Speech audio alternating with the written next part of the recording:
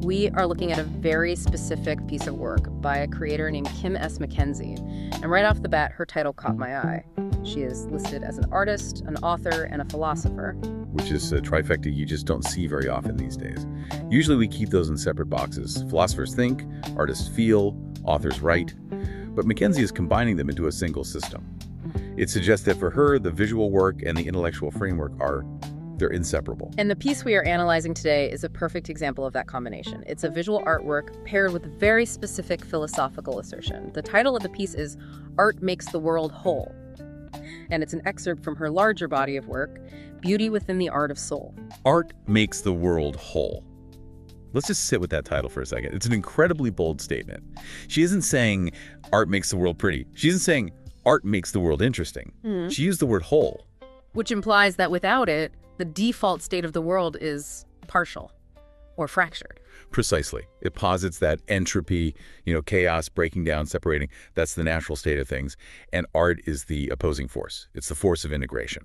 So here is our mission for this deep dive. We're going to look at the visual evidence MacKenzie provides, the artwork itself, and the philosophical mechanism she proposes. How exactly does a painting or a poem fix a broken world? What is the actual mechanics of that? And just a heads up for you listening, we aren't just going to theorize. The mechanism she describes, this concept we're going to unpack called drawing light over dark, is actually a mental model. It's something you can use in your daily life. I love that, a mental model for dealing with entropy. So let's get into the source material. Since we are audio only, we need to do the heavy lifting of visualization here. I'm looking at the artwork Art Makes the World Whole right now. Walk us through it. What are we seeing? Okay, so if I had to describe the vibe in one word, I'd say cosmic, but grounded. Imagine a frame that is divided into two very distinct emotional zones. The top 2/3 is this massive arching dome of blue, but it's not a flat cartoon blue. No, the color theory is really important here. It's a deep, textured blue, almost like lapis lazuli in those old Renaissance paintings.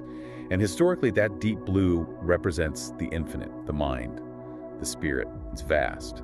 And inside this blue dome, there are stars' points of light scattered all around. It feels like a sanctuary.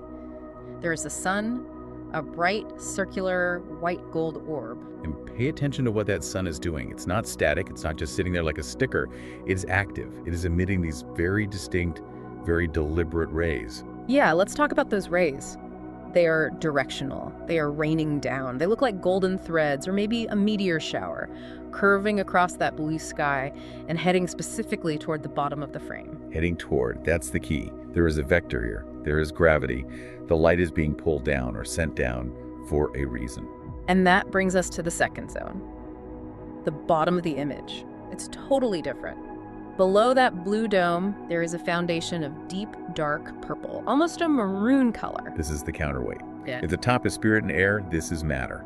This is the ground. It feels heavy, dense, maybe a little mysterious. And it's dark. That's the crucial contrast, right? You have this high luminosity blue and gold above, and this low luminosity, heavy purple below. Exactly. And this is where the composition becomes a philosophy. You have these two opposites, light and dark.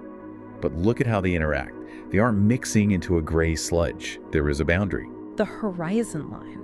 It's incredible. Separating the blue sky from that dark purple ground is this glowing, wavy line of white and gold light. It looks like it's vibrating. It looks like pure energy. To me, it almost looks like a sound wave or a heartbeat. It's not a hard, rigid wall. It's dynamic. And visually, if you look at the trajectory of those sun rays, that glowing horizon looks like the impact zone. It's the reaction. It's where the golden threads hit the dark ground and just ignite. So if we go back to the title, Art Makes the World Whole, this image is basically a schematic diagram of how that happens. It is a diagram. Think about it. If you just had the dark purple, you'd have a void, a black hole. If you just had the bright sun and the blue sky, you'd have total abstraction, just blinding light with nothing to land on. They need each other. They do. The image creates a relationship between them. The dome encapsulates both the light and the dark. The wholeness isn't about scrubbing away the dark purple. It's about connecting it to the light source. That is a crucial distinction. It's not about elimination. It's about connection. Right. And that transitions us perfectly to the text, because MacKenzie pairs this visual diagram with the sentence that is, it's only a few words, but it does a lot of heavy lifting. Let's read it. She writes, Our soul is like the aim of art. It seeks to draw light over dark. Stop right there. Our soul is like the aim of art. That is a massive equation to just drop on a reader. It really is. It redefines everything. Usually we think of art as a noun, a thing you buy, a thing you look at. But she is defining it as an aim, a purpose, a trajectory. And she is saying that our soul, our fundamental human nature, shares that exact same trajectory. She's stripping away the idea that being an artist is some job title or a special talent. She's arguing that the fundamental drive of the human spirit is the same as the fundamental drive of art. And what is that drive? To draw light over dark. Let's pick apart that verb draw, because English is tricky. It could mean to sketch with a pencil. But given the image of those rays raining down... You mean draw, like drawing water from a well, or drawing a curtain? I think it's that active sense of pulling, or casting, or covering. It's an action. Drawing light over dark. It implies that the darkness is already there. That connects right back to the painting. That purple ground is huge. It's almost half the picture. The darkness isn't a mistake, it's the canvas. Exactly. A lot of modern self-help tries to pretend the darkness doesn't exist. Just think positive vibes. But MacKenzie isn't saying that. She's acknowledging the dark, the entropy, the heavy matter, the sadness, and saying the function of the soul is to layer light on top of it. She doesn't say eradicate the dark. She says draw light over. It's an active illumination. Which changes the relationship completely. If I walk into a pitch black room, I don't fight the darkness with a sword. I don't argue with it. I just turn on a lamp. Precisely. And in this framework, that act of turning on the lamp, whether it's literal or metaphorical, is the definition of art. So let's apply this. Let's say I'm listening to this and I'm stuck in a meeting that is just toxic. Everyone is arguing, no one is listening. Yeah. That's the dark, right? That's the fragmentation. That is the dark purple ground, yes. So if I decide in that moment to crack a joke, to break the tension, or to ask a clarifying question that brings everyone back to the same page, am I doing art? According to this definition, absolutely. You are the soul seeking to draw light, clarity, humor, connection over dark, confusion, anger. You are actively altering the composition of your reality. That is incredibly empowering. It democratizes creativity. You don't need to be able to paint oil on canvas. You just need to be willing to interact with the dark. And that brings us back to the wholeness concept. Why does drawing light over dark make the world whole? Well, darkness obscures things. If I can't see you, we are separate. Right. Darkness is isolation. It is fragmentation. Light is connection. Photons connect the sun to the eye. When you illuminate a room, you connect all the separate objects in it into a single, understandable context. So the act of drawing light is literally the act of stitching the world back together. Stitching. That brings me back to those rays in the artwork again. They really do look like threads. Golden threads. That's like the universe is being sewn together. And the aim of art is the needle and thread. I want to pivot to the creator again, Kim S. MacKenzie, because looking at the source notes, there's this concept of higher art. How does that fit into this mechanical view of light and dark? It's a great question. In the context of beauty within the art of soul, higher art isn't defined by technical skill. It's not about how realistic your drawing is. It seems to be defined by intent. Intent to do what? To fulfill that mission of the soul. Look, there's plenty of art out there that is technically brilliant, perfect pitch, perfect brushwork. But its aim is to shock, or to divide, or to just wallow in the darkness without offering a way out. We've all seen that. Art that makes you feel emptier after you consume it. It just reinforces the fragmentation. Right. So that might be art in a technical sense, but it's not fulfilling the soul's aim of making the world whole. Higher art, in MacKenzie's framework, is functional. It's medicinal. It is created with the specific intention of bringing that golden thread down into the purple ground. So it's about the vector. Is the energy moving from light to dark for the purpose of healing? Then it's higher art. Exactly. And this is where the title of her book, Beauty Within, becomes this massive clue.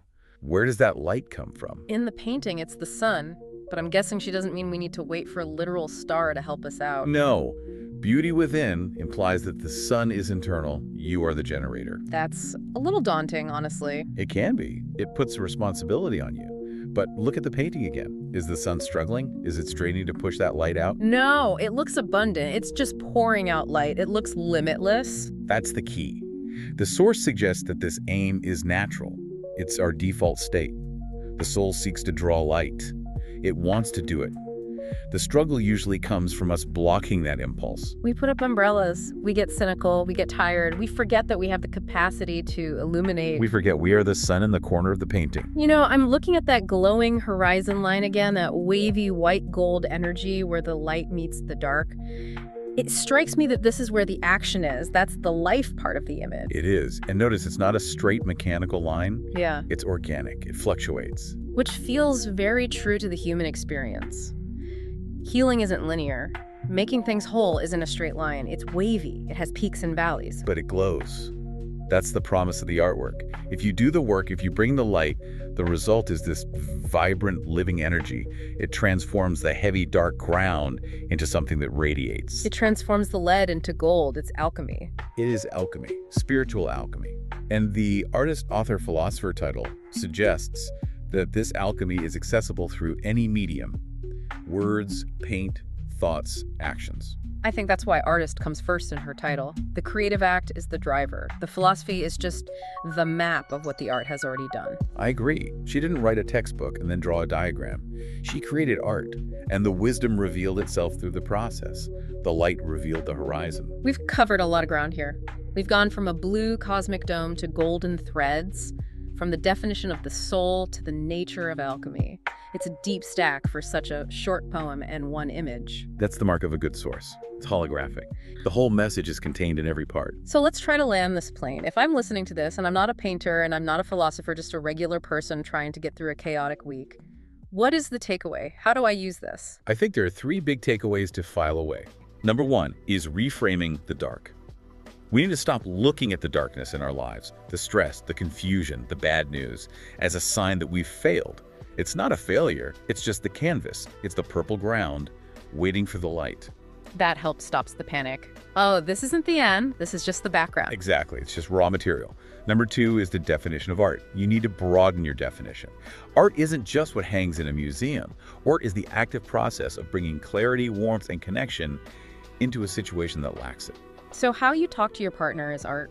How you manage your team is art. If the aim is wholeness, yes. And that leads to number 3, the agency. The light comes from within. You aren't waiting for a savior or a better politician or a lucky break to fix the world.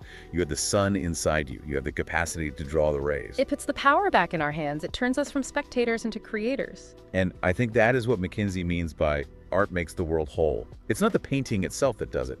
It's the practice that the painting inspires us to do. It's an invitation. It's a call to action, to pick up your brush, or your phone, or your kindness, whatever tool you have.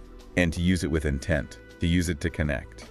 What is the one thing you want the listener to walk away with? I want them to remember the word aim. Your soul has an aim. It's not drifting. It's not just there to keep your heart beating. It has a target.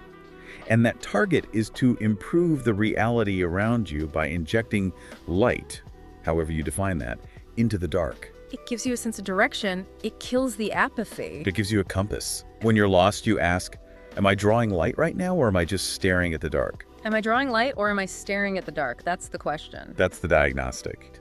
So we've talked a lot about the light, but to draw light, you need to know where the dark is. You can't fix what you won't look at.